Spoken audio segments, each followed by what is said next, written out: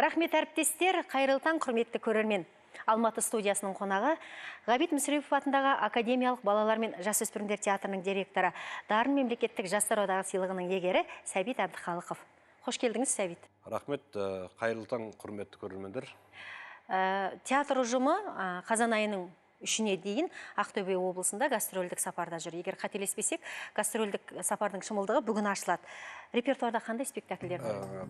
Бүгіннен бастап Ақтөбе облыстық Тахауи Ахтанов атындағы театрда Ғабит Мүсірепов атындағы Академиялық балалар мен жасөспірімдер театрының гастрольдік сапар қойылымдарын бастаймыз. Бүгін Қозы Көрпеш Баян Сұлумен Ғабит Мүсіреповтің шығармасынан ашамыз театрымызды. Қоюшы режиссері Жанат Хаджиев. Сонымен қатар біз Қарашекпен спектакльмен келіп отырмыз. Түркия мемлекетінде Кония қаласында халықаралық фестивальда үздік спектакльді ұтып алған спектакліміз қоюшы режиссері Асхат Майымиров. Сол сияқты Келіндер көтерілісі комедиясы, Мен ұмытылмаймын, Мұқағали Мақатаевтың.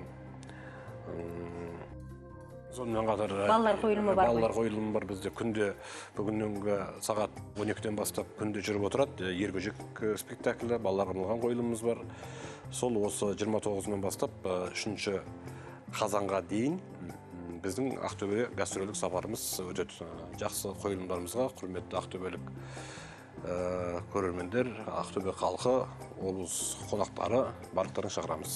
Қазан айының 14 күні театрдың 70 жылдығы атап өтіледі. Осы шараға дайындықтарыңыз қалай? Енді біздің театрымыз қазақ труппасы болып 1946 жылы ашылды. Сөйтіп біз былтыр 70-ші маусымды бастадық. Біз енді дайындығымызды 2015-тің 14-ші қазанынан бастап кеттік. 70-ші маусымда 2 премьерамен аштық. Ол жаңағы Алтын мүйізді киік балаларға арналған. Содан кейін Райымбек, содан кейін қараша айында Мен айтылмаған махаббат атты студенттер күніне арнап арнайы кеш өткіздік.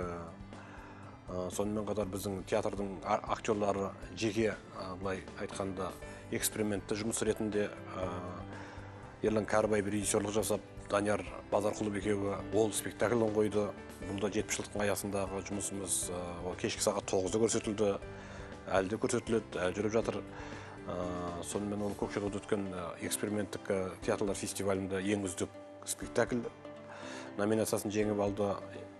Ермек Аманшаевтың үзілген бесік жыры шығармасы бойынша жасалған үлкен дүниеміз. Сонымен қатар жеке шығармашылық жұмыста Бақыт Беделхан әдебиет бөлімі меңгерушісі, сонымен қатар режиссеріміз Жұлдызбек Жұманбаймен бірігіп Асанәлі Әшім ағамыздың құрметіне сол кісінің өміріне арнап Тағдыр тақтасы деген қойылым қойдық. Асекеңнің шығармашылығы және өмір дастаны ретінде. Сондай жұмыстар жасалып жатыр. Сонымен қатар бізде енді арнайы деректі фильм түсіріліп бітті. Көрерменге ұсынамыз 70 жылдыққа. Театр KZ журналының бір толық номері біздің театрға арналып отыр. Осы қыркүйек айында шығады. Біздің театрымыздың тарихы, үлкен ақсақалдарымыз, аналарымыз осы театрда қызмет жасаған, бір қозғап өтетін. Сонымен фото альбомымыз жасалып жатыр. Сонымен қатар 14-ші қазан күні таңертеңнен бастаймыз біз жаңағы 70 жылдық тойымызды. Ол жерде жаңағы біздің ғылыми конференция өтеді. Сонымен жаңа фильміміз көрсетеміз. Театрымның 70 жылдық тарихына және тәуелсіздіктің 25 жылдығына арнап фойемізде үлкен музей дайындап жатырмыз. Музейдің ашылуы. Сонымен кешкі түстен кейінгі сағат 16:00-де салтанатты кешіміз бар. Арнайы концерттік театрландырылған қойылым дайындап жатырмыз. Сонымен қатар үлкен зиялы қауымымыз, өнер өкілдері барлығын шақырамыз деген ниеттеміз. 71-ші маусым 18-ші қазан күні ашайын деп отырмыз. 70 жылдық тойдан кейін. Оған қазір Мұрат Ахманов «Ай мен күн» деген балаларға арналған қойылым дайындап жатыр. Сол күндіз сағат 12-де сол премьерамен ашамыз деген ниетіміз бар. 71-ші маусымда.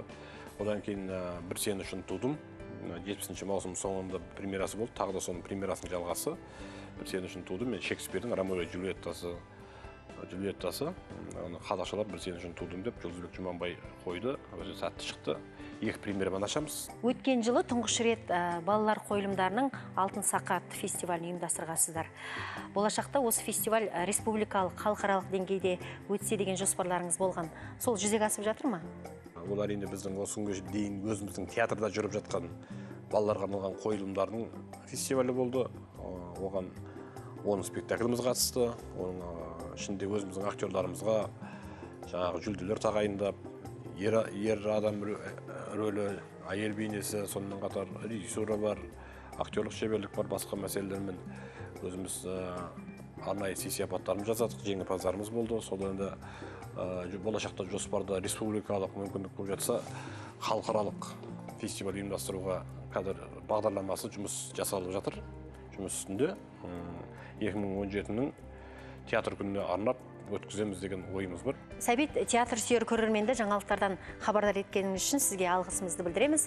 Өнер ұжымына жаңа маусымда шығармашылық табыстар тілейміз. Рахмет сізге. Құрметті көрермен, сіздер Ғабит Мүсірепов атындағы Академиялық балалар мен жасөспірімдер театрының директоры, Дарын мемлекеттік жастар сыйлығының иегері Сәбит Әбдіхалықовпен жүздестіңіздер. Ұлттық арна қосулы болсын. Таңшолпан Астана студиясында жалғасады.